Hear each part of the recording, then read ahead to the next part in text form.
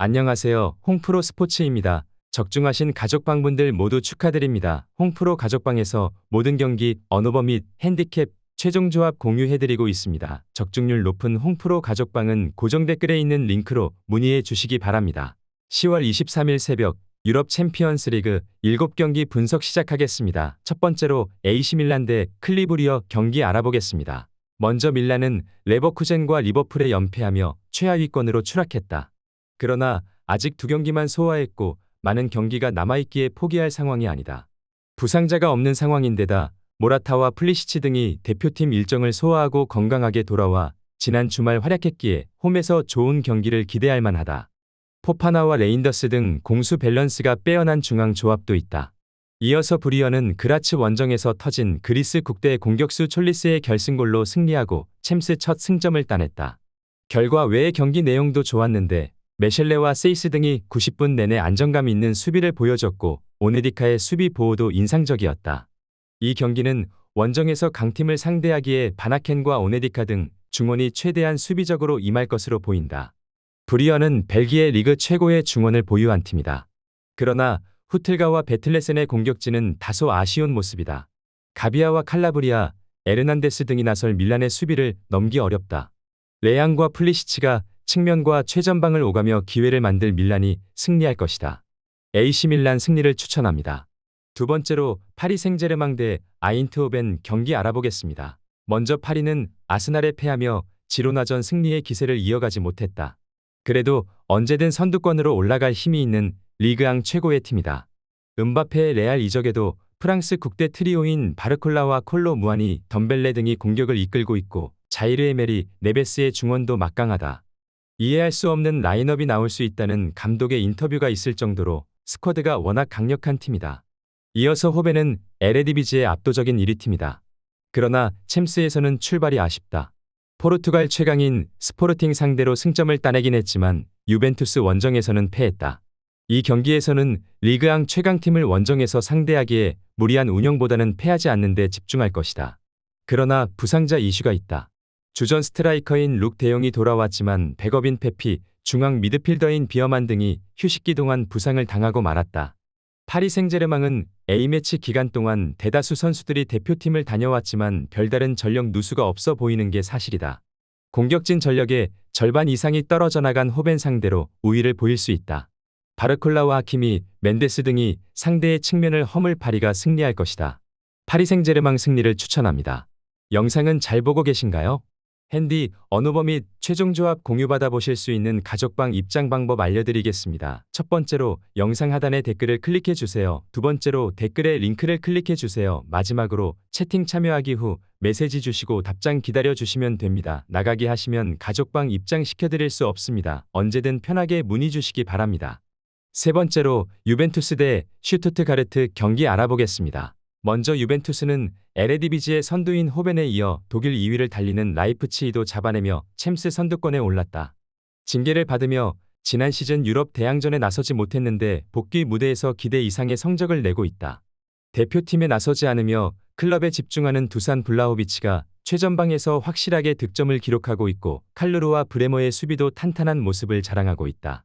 이어서 슈투트는 레알전 패배에 이어 스파르타 프라하 상대로 승점 1점을 따내는 데 그쳤다. 프라하 상대로는 경기를 압도했지만 운다브와 데미로비치가 수차례 기회를 놓쳤다. 때문에 하위권으로 추락했고 16강 진출을 위해 이 경기에서 승점 추가가 필요하다. 원정이고 강팀을 상대하지만 강점인 공격 축구로 승리를 노릴 것이다. 스텐젤과 밀로, 피리 등이 경기 내내 측면 침투를 노릴 것으로 보인다. 유벤투스는 리그 6라운드까지 단 한 골도 실점하지 않는 등 강력한 수비를 자랑하고 있는 이번 시즌이다. 파지올리와 로카텔리 등 수비를 보호할 볼란치들이 있고 디 그레고리오 키퍼도 안정적인 모습을 보여주고 있다. 상대의 공세를 저지하며 역습으로 전환할 것이고 곤잘레스와 블라호비치가 문전 앞에서 마무리할 유벤투스가 승리할 것이다. 유벤투스 승리를 추천합니다. 네 번째로 아스날 대 샤흐타르 도네츠크 경기 알아보겠습니다. 먼저 아스날은 챔스 2차전 홈 경기에서 리그앙 최강인 파리 생제르맹을 잡았다.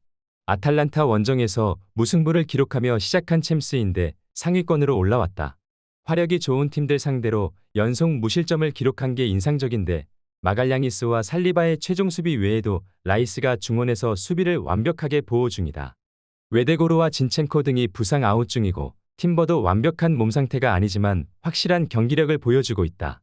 단, 지난 주말 본머스 원정에서 패하며 다소 분위기가 가라앉았고 이 경기 승리를 통해 반등이 필요한 상황이다. 이어서 샤흐타르는 자국의 전쟁으로 인해 홈에서 경기를 소화하지 못할 뿐 아니라 선수 수급도 타국 클럽에 비해 원활하지 않다.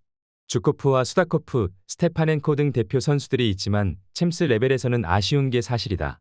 이 경기는 무리하지 않고 강팀 상대로 승점을 따내는 데 집중할 것으로 보인다.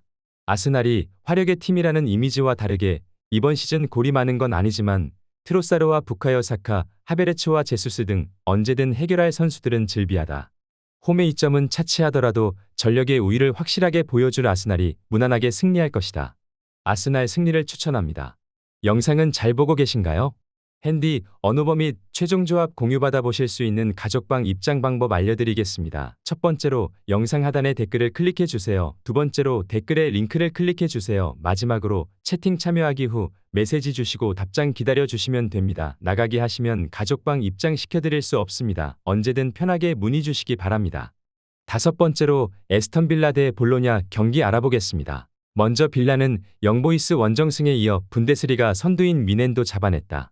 첫 출전한 챔스인데 초반 기세가 대단하다. 리그에서도 지난 시즌에 이어 상위권에 위치해 있는데 공수 밸런스가 안정적이다. 팀의 가장 중요한 선수 중 하나인 맥긴이 부상 중이지만 틸레만스와 오나나, 바클리 등이 공백을 메우고 있고 챔피언십 최고의 윙어였던 필로진 효과도 크다.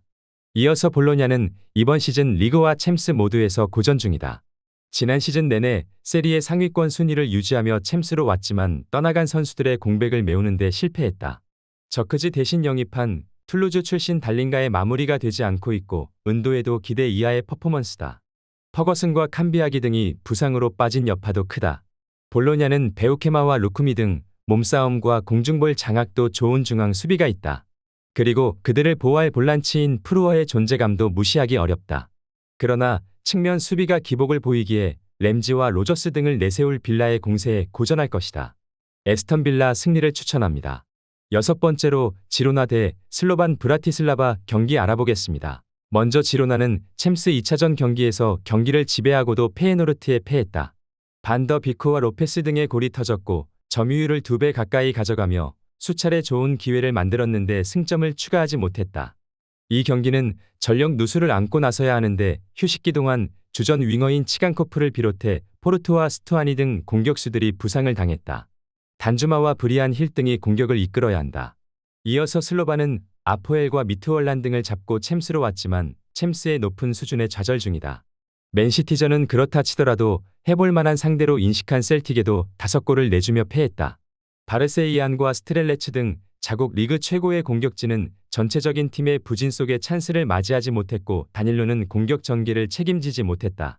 슬로반도 2패를 안고 있기에 난적 상대로 원정에서 승리를 위해 공격의 기여를 올릴 것이다. 그러나 라리가 최상위 볼란치인 앙헬 에레라를 중심으로 마르틴이 나설 지로나의 중원을 넘기 어려워 보이는 게 사실이다. 아벨 루이스가 최전방에서 상대 수비를 몰고 다니며 이선의 기회를 제공할 것이고 단주마와 아스프리아가 해결할 지로나가 승리할 것이다. 지로나 승리를 추천합니다. 영상은 잘 보고 계신가요? 핸디, 언어버 및 최종 조합 공유받아 보실 수 있는 가족방 입장 방법 알려드리겠습니다. 첫 번째로 영상 하단의 댓글을 클릭해 주세요. 두 번째로 댓글에 링크를 클릭해 주세요. 마지막으로 채팅 참여하기 후 메시지 주시고 답장 기다려 주시면 됩니다. 나가기 하시면 가족방 입장 시켜드릴 수 없습니다. 언제든 편하게 문의 주시기 바랍니다. 일곱 번째로 레알 마드리드 대 도르트문트 경기 알아보겠습니다. 먼저 레알은 지난 릴 원정에서 일격을 당했다. 슈투트를 잡으며 기분 좋게 시작한 챔스였는데 디펜딩 챔프의 위용을 보여주지 못했다. 그러나 음바페가 부상으로 정상 플레잉 타임을 소화하지 못한 데다 호드리구가 빠졌음을 감안해야 한다. 이번 홈 경기에는 시즌 아웃된 풀백 카르바알을 제외한 선수들이 정상적으로 나설 수 있다. 이어서 도르트문트는 셀틱전 대승을 비롯해 2승으로 골득실에서 앞선 전체 1위다. 지난 시즌 레알에 패하며 준우승에 그쳤는데 이번 시즌 우승을 향해 달려가고 있다. 주말 경기에서는 장파올리 상대로 기라시의 골이 터지며 승리했고 이제 연승 도전에 나선다. 단 레알을 원정에서 만나는 일정이기에 수비에 치중하며 말렌과 기라시를 앞세운 역습으로 승부를 볼 것이다. 도르트문트는 그로스와 엠네 찬 등이 중원에 나서 안정적인 경기 운영을 하려 할 것으로 보인다. 그러나 발베르데와 초우아메니가 나설 레알 중원 상대로 90분을 버티긴 쉽지 않다. 음바페와 비니시우스가 경기 내내 상대 측면을 허물며 기회를 만들 레알이 승리할 수 있을 것으로 보이는 매치업이다. 레알 마드리드 승리를 추천합니다.